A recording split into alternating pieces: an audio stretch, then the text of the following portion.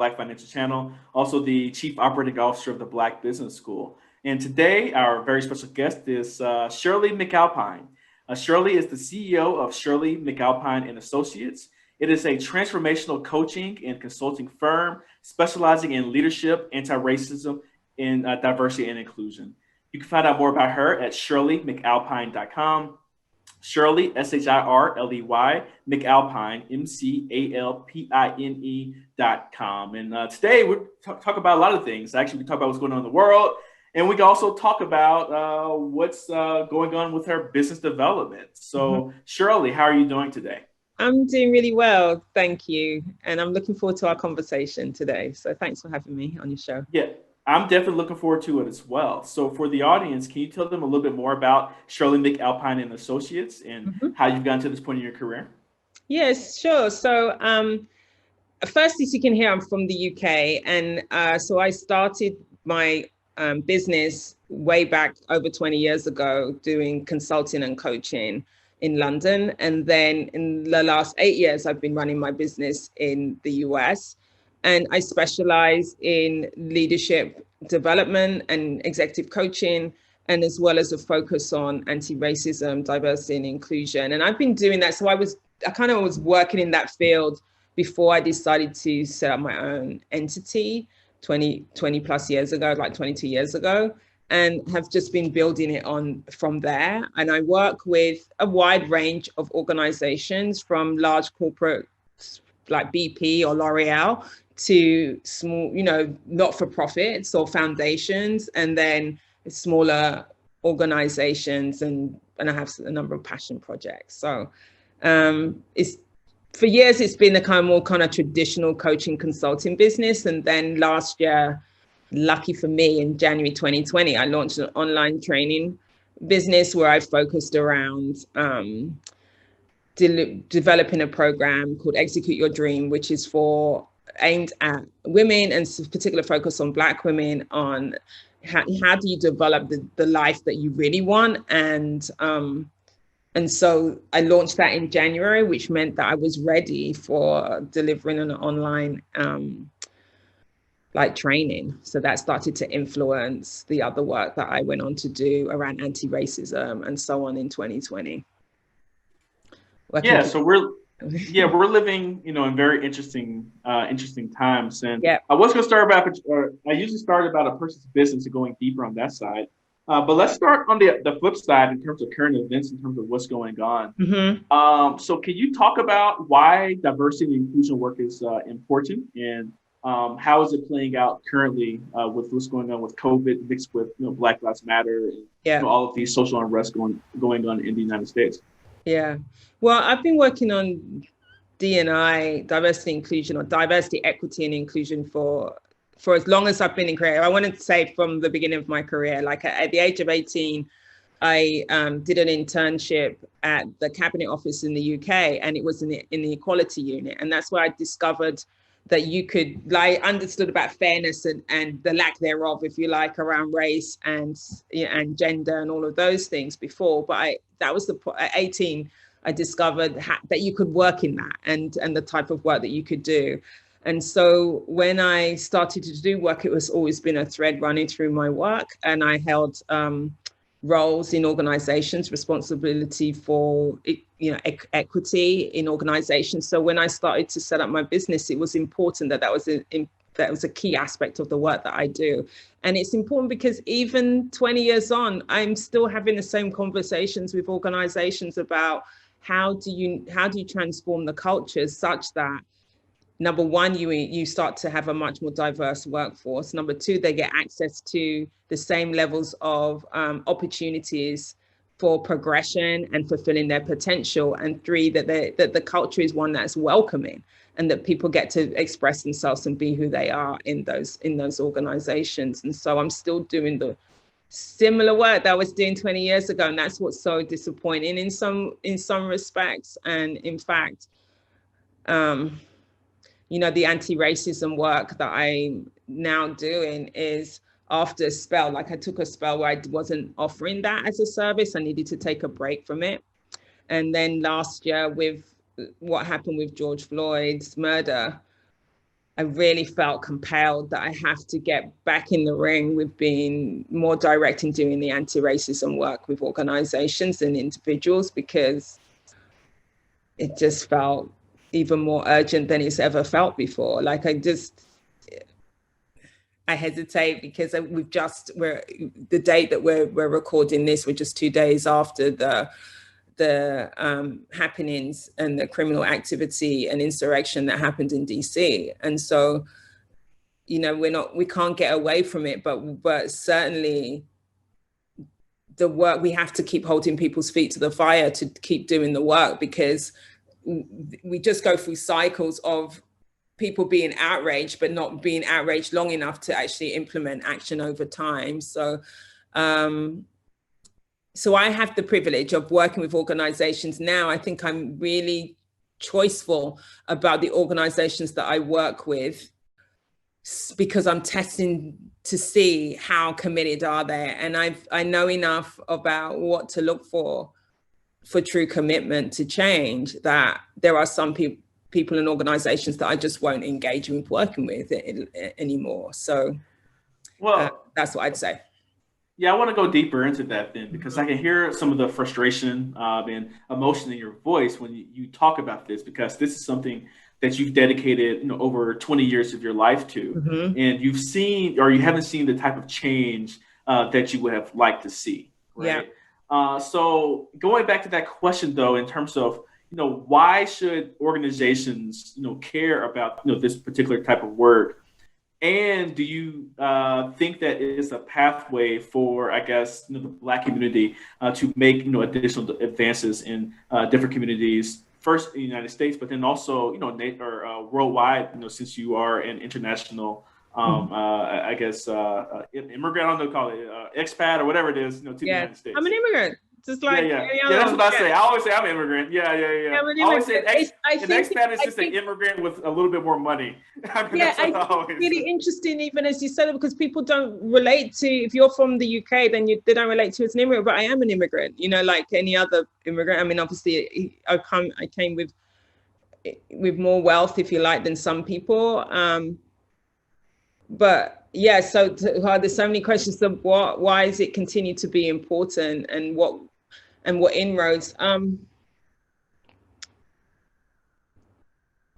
word that I do is I look at what I call a systemic view, right? So it's not, look at what's the environment and how do we shift the environment such that people thrive, whether I'm coaching individual leaders or whether I'm working with a team to look at the whole organization. And organizations are critical to the transformation of, or the dismantling of, racial oppression and dismantling systemic white advantage, because it shows up in organizations. You know, people have to work, they have to, and they want to work, and they want to do their best and be their best selves, and Black and brown people should have the opportunity to be that and do that in the places where they choose to work. And for far too long, we have seen patterns of the systemic oppression and racism being playing out in organizations. So leaders have, and it's really on leaders, that they have to look at their own systems and say, what do we need to do that's different, and how do we do it, and are we willing to be courageous enough to make the changes that's necessary in order to transform how they're leading their businesses and how they're doing business. So that's the one side. And the other side is, how do we empower people to deal with the barriers that come up? So how do we empower Black people and brown people to deal with the barriers that they inevitably face when they are working in the various organizations? So part of the work with the program that I designed, Execute Your Dream, came out of also having coached a number of senior Black women, and irrespective of where, you know, what organization they're in, I was seeing the patterns of their experience as Black leaders. And so it's like, so there's, how do we come at it in two ways? One is working with the system to transform the system, but I got more interested as well in how do I support and empower individuals to deal with the barriers and the obstacles that we just keep facing in organizations. And I can tell you, it's really, as I said, I've worked with so many different types of organizations with women in them, and they are facing very similar barriers. And so it's not about, so that tells me it's not the organization, it's about the system that's at play, the system of oppression that's at play. Well, let's talk about the system of inequality within the workplace, and then I also want to talk about the incentives for the leaders to actually make change. Right. So let's get more specific. What are some of the key things that you see happen in the workplace? And I'm sure many people who are watching this are experiencing those things. But specifically, what are you seeing as, I guess, barriers and the effects of the system, for Black and Brown employees? And then, we'll start with that. Yeah, so some examples are, well, one is people don't actually get access to the roles. Oftentimes recruitment processes are informal in organizations, even if they go out to adverts, they'll have an informal process that's running internally. So then it's based on who people know. So that's a barrier. Then if you get into the organization, having to spend more time in a level before you get promotion, not getting access to projects which give you high visibility, which is what you need in order to be seen, in order to be to get other opportunities, not being mentored or sponsored inside of the organizations. And in order to get to the next level, you need sponsorship. Because the decisions that are being made about whether someone gets promoted, you're never in those rooms. So you have to have the relationships with the people who are the decision makers. Comments that are on performance reviews. So for organizations that do performance management, there are some common phrases that are used for people of color in those, or women in those, which then limit what's possible. People not getting the bonuses. If there's a bonus system, they're not getting equity in bonuses, equity in pay. So there's you can see when you are starting off. And the other thing is, are people set up to win in the roles that they take on? So where you might have mentoring is so important. So when you arrive in an organization and you're given a role, is someone there supporting you and to help you understand and navigate the system in a way that happens more, I want to say more organically for people for people who are in predominantly white spaces. So when you start a role and then you have all these obstacles, then what starts to happen is, one is that you have to work so hard to navigate the obstacles as well as deliver your role, because you don't get to not perform. In fact, you have to often outperform in order to get to the next stage. But you've also got to use your energy to navigate the obstacles. And sometimes people aren't even aware of just how many obstacles there are, or can they read when it's happening, and it's exhausting. So that's a number of them that are the things that we're constantly having to support. And the other thing, I want to say another thing that can happen is the microaggressions that people then deal with every single day is debilitating. And so when you think about the barriers, the systemic barriers that I've described, plus the microaggressions, plus they then have to deliver their work, they're already at an unfair advantage inside of the system. So it's a lot. And when I'm working with organizations who are committed, then it's like, let's look at what are the barriers that exist in your organization and how do we start to dismantle them. Let's look at the microaggressions that exist. And how do you address that? How do you start to deal with that? So there's a lot, and it takes time, but we have to deal with it on both sides. We have to empower Black and Brown communities with navigating it and taking care of themselves in those systems. And we have to support systems with transforming what they need to be doing. Well, let's talk about those systems of transforming. I guess that's my next question is the incentives for leaders, because I was over here just looking at I thought this was true, but the Dow Jones Industrial Average is the highest it's ever been in the history of the Dow Jones, right? Even though we're going through all this, strife and turmoil, the big companies, that would be, definitely implementing this type of work, they're thriving more than ever, right? And they're thriving a lot of times, especially in the tech sector, without very many Black employees. And many of the Black employees feel marginalized. And I know it goes beyond tech and finance, but those have been some of the main drivers of the economy. So, what, if that's true, if they have been, I guess, performing very well, at least from a financial perspective, without really going to diversity and inclusion and including Black folk and other types of people and women, that type of thing, what incentives do leaders have to change what they've been doing for the last however many years? Yeah, so that's a really good question. I think a number of things. One is that research has been done on when you've got an effective, diverse team that's working well, diversity, and that's why the inclusion piece is working well together. They produce bigger and better results for businesses. So there is a direct business incentive, that because we know that businesses are interested in the bottom line and innovation, and as well as profit. So it does lead to that. But the other side, and I think one of the things that I'm starting to see in organization, is the generational difference.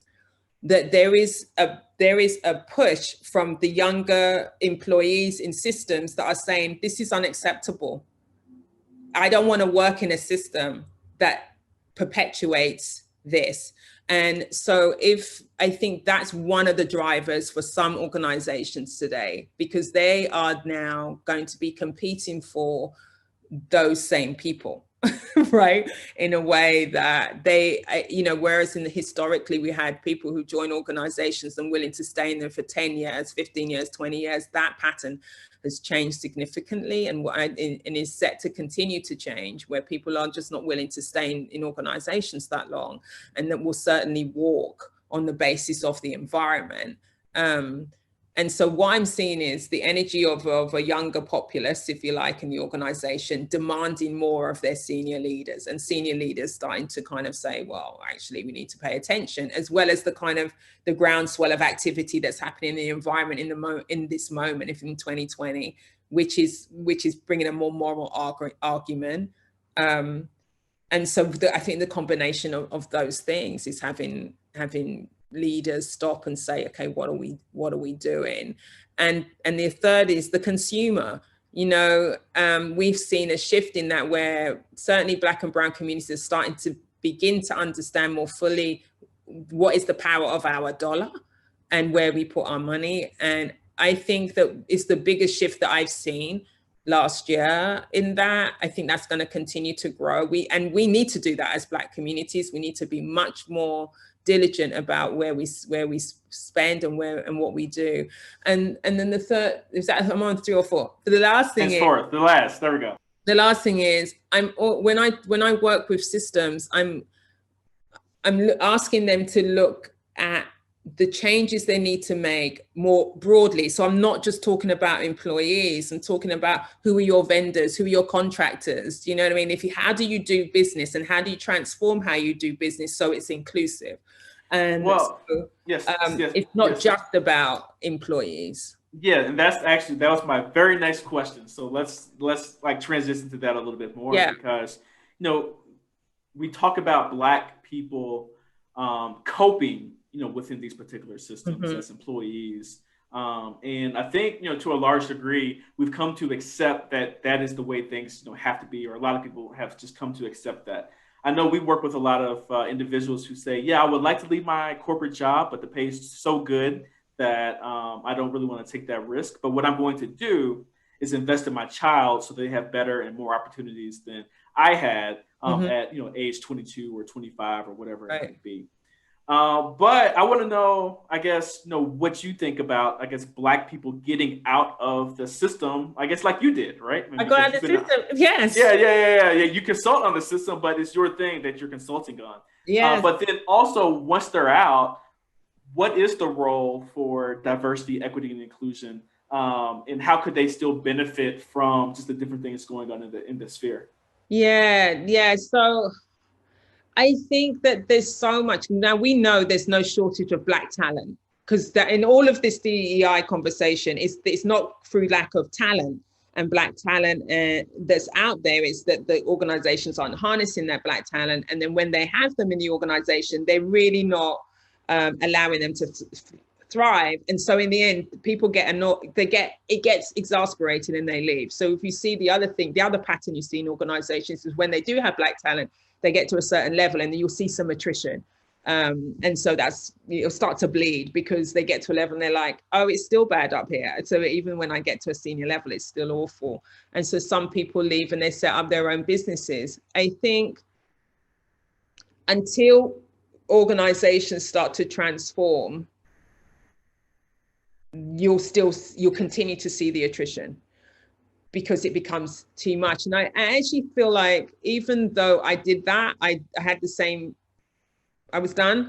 So I did that 20 plus years ago. Not everyone is cut out to be an entrepreneur or wants to be an entrepreneur. And there are some people who are leaving their businesses, leaving their organizations to set up businesses and are not making a good enough living out of their businesses. And there are others who are setting up the business and are absolutely nailing it and absolutely thriving. And I think one of the ways that Black communities are going to build wealth is through entrepreneurship. I mean, and then we can, as Black people build their own businesses, then they will more likely employ Black people. And so I think that's an important aspect of building wealth in Black communities.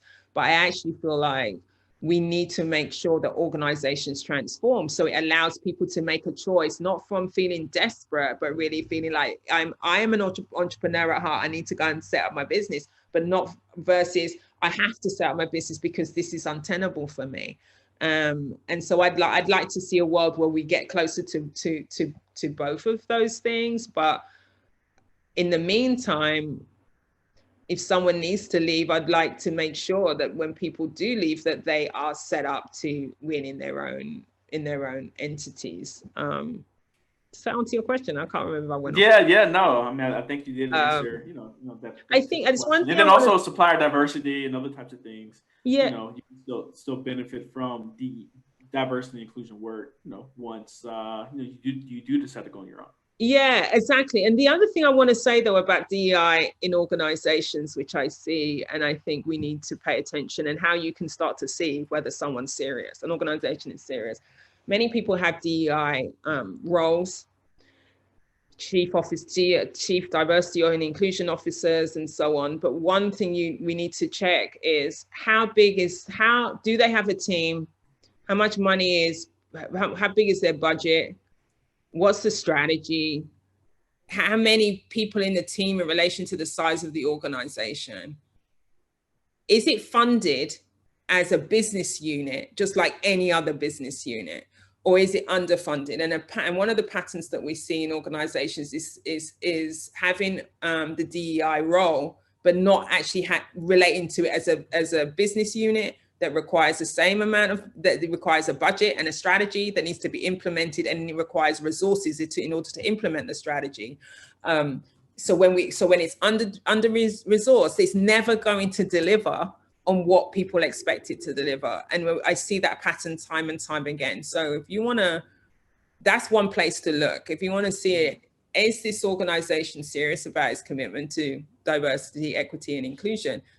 See what they're doing around their DEI function and how they're setting it up, or how they're approaching the whole strategy, and that will tell you something about it, because organizations definitely need to do better in that regard. Everyone, I'm here today with Shirley McAlpine. Shirley is the CEO of McAlpine and Associates. It's a transformational coaching and consulting firm specializing in leadership, anti-racism, and diversity and inclusion.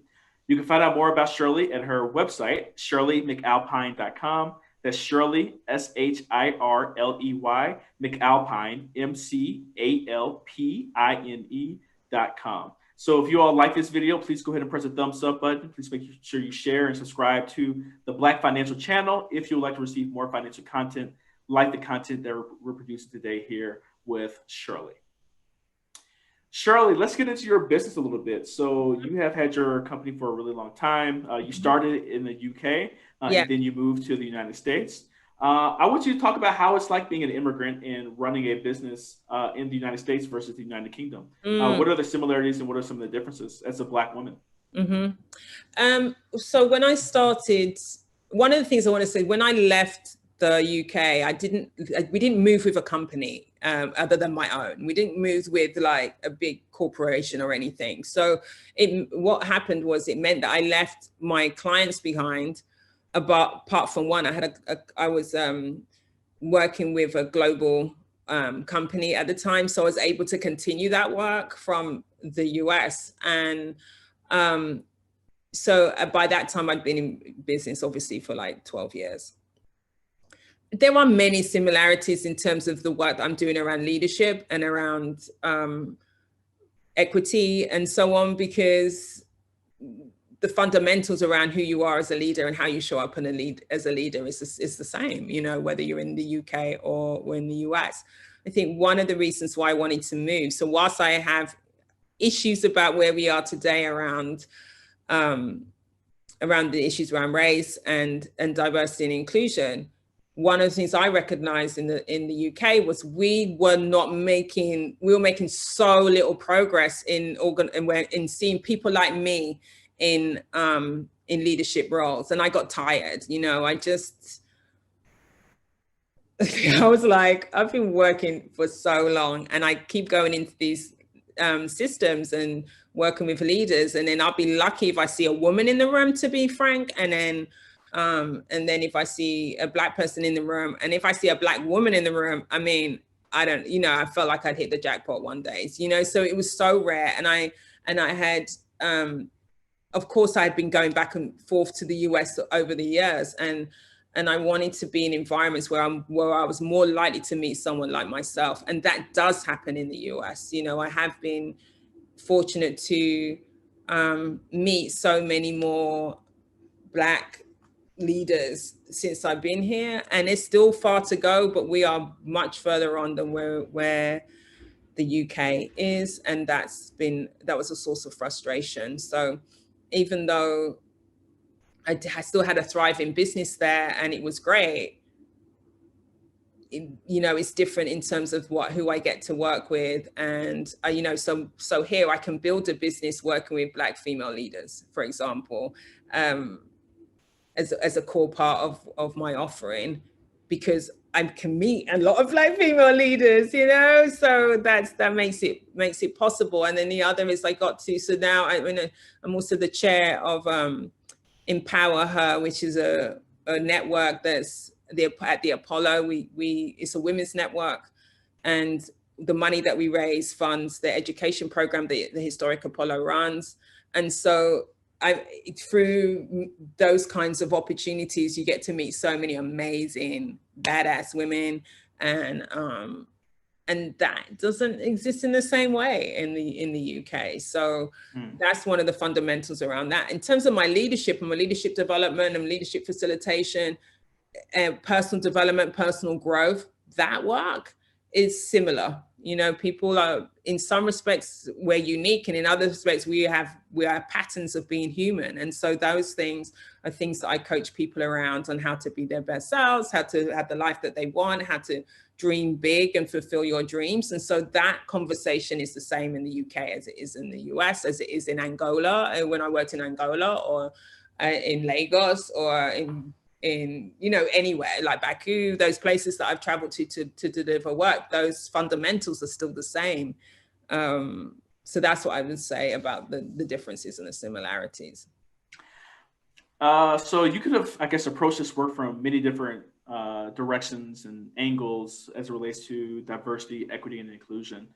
What made you ultimately decide on focusing on coaching and consulting as the main part of what it is that you do? And what were some of the other things that you were, I guess, thinking about? And what are some of the other things that you are going to do in the future? Yeah, good question. Well, I mean, from the beginning, when I started my career, I did my internship, as I said, in equity. And then I worked in urban regeneration.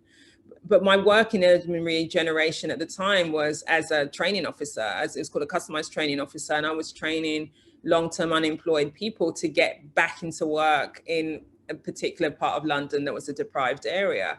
And so I started my career in training and development, and then I just kind of built on from there. I went to work in the National Health Service as a training and development manager, and then kind of continued from there. So it meant, and it was a natural progression to set up a business in coaching and consulting, because that's what I was doing. That's where my skill set was. And I have gone on, done other things. I did a film called Birthwise with a partner that I had for that business, which was a complete deviation, which is still sold to this day on Amazon, which is a DVD, a child prenatal childbirth DVD, 5-star rated. It was a fun project, but it was always running alongside my existing business. I'd never felt that I was going to kind of steer away from that. And then the online training part of my business is, again, it's a natural progression from doing my coaching and consulting. It's like, how do I reach more people through my work? So I started I have a masterclass for white allies that was launched after George Floyd's murder last year, and called Time to Elevate. And then I have the Execute Your Dream program aimed at women. And so that feels like a natural progression. Now, it doesn't mean there hasn't been times when I have thought about doing something completely different, because I'm very creative. I love to, in my spare time when I have it, I love to kind of sew. I sew like leather bags, and, I'm into fashion and stuff like that. So I have at times thought about, should I start something that's in that creative realm? And then I'm like, it feels too hard, you only do so much, to start all of that. And then that's a whole different world. And then I love what I do. I love the difference I get to make.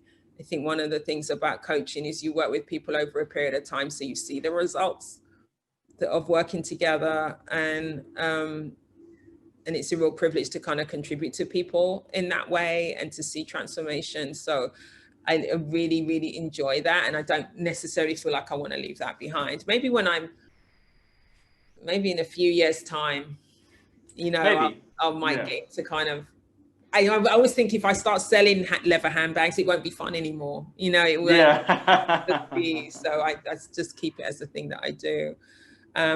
In terms of building my business out, I think I have very clear approaches on how I work with organizations and how I work with individuals. And I think I'd love to kind of build out the number of associates that work under Shirley McAlpine Associates, and pursuing much larger contracts and stuff like that. So that's really where I'm taking the business.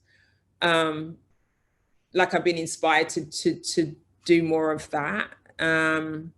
With Shirley McAlpine and Associates, and building out my online footprint as well is where the direction of it's going in all the realms that I care about, doing that work. Got you. Perfect. So if someone wants to use your services, and let's say they're working for a company, there's I really like Shirley, I would like to, learn more about her. How can people learn more about you and what you have to offer? Sure. So the best thing would be to reach out to me, to be honest, and you can contact me at shirleymcalpine.com. My email is my name, shirley@shirleymcalpine.com, and just let me know, and we can jump on a call and figure out if there's synergy in terms of what you want to work on and what I have to offer. So yeah, absolutely. That's the best way to get in contact with me, is either from my website or just email me. I have Instagram and all of that, but the best way is there. Perfect. So before we get out of here, so reach out to Shirley, like she said, and like I said, reach out to Shirley if you have DE&I work that she could definitely work on. You also have a new course coming out too, right, for Black women? Yeah. So my course kind of launches periodically. Execute Your Dream. So if you are someone who is committed to living your dream life versus the life that you have, and listen, there could be nothing wrong with the life you have, but are we really living the life that we really want. And given these times, which are really tell us how precious life is. So the program is about you supporting you with dreaming big and then getting into action on your dreams so you can have your dream life. So get in contact me with that. And I also do obviously executive coaching and coaching of senior Black women. So if you're a senior Black woman and need some support, please contact me. Perfect. So before we get out of here, Shirley, I have 5 questions that I ask all of our guests to end each interview, and I would like to ask you the same. You ready? Yep. All right, number 1, what is your favorite book of all time? Actually, your favorite business book of all time. Favorite business book? How to Be a Resonant Leader. I have never heard of that one before. So How to Be a Resonant Leader. Okay. Do you know the author? Or it's Fran Johnston and Richard Boyatzis and Annie McKee. Okay, I use that book a lot with my clients. Got you. Okay. So How to Be a Resonant Leader. Okay, perfect. My next question is, are there any leaders or companies that you're currently following that you would like to emulate with Shirley McAlpine and consulting or consultants? Any leaders I'm currently following? I tell you, this seems like I'm currently reading A Promised Land, Barack Obama. And I think it's a really good book. What I think is fascinating is hearing his story as the leader going through his journey in leading versus what I have been holding from an outside perspective. And so it's a fantastic leadership book. So I think if there's someone that I think there's a lot to emulate about how he has been so thoughtful and understands that he's taken decisions sometimes even when they weren't popular and understood the impact that decision has on him. So, I read that book, and it's probably my favorite book of 2020, or definitely top 3 books that I read in 2020. It's absolutely amazing.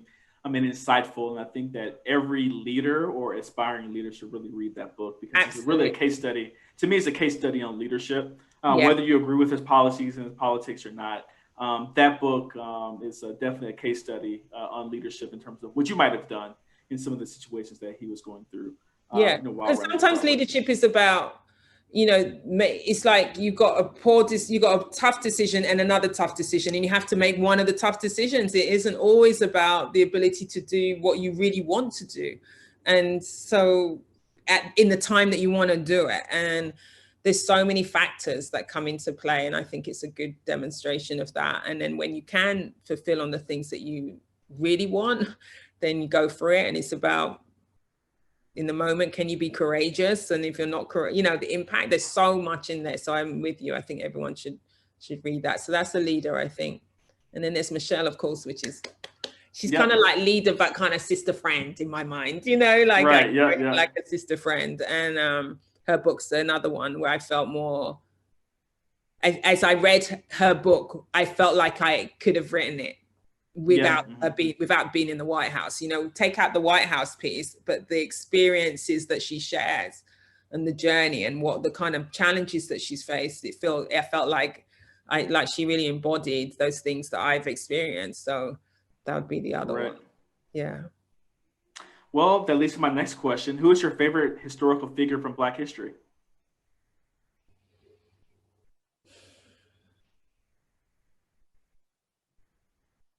I'm going to say,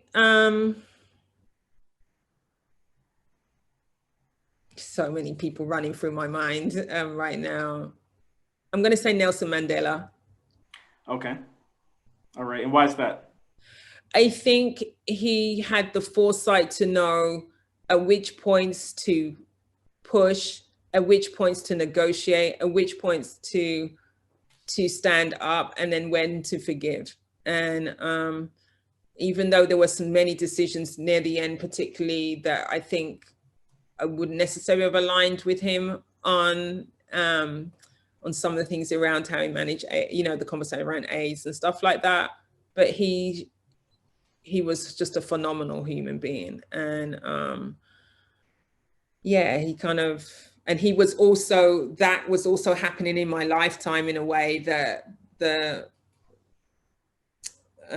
Martin Luther King story isn't, for example, or other stories. So I grew up with, in the UK, people stand outside the South African embassy, you know, protesting until he got released. I remember when they released him, I remember watching that on TV. So it's, you know, the history happening in my lifetime in a way that had such a big impression on me.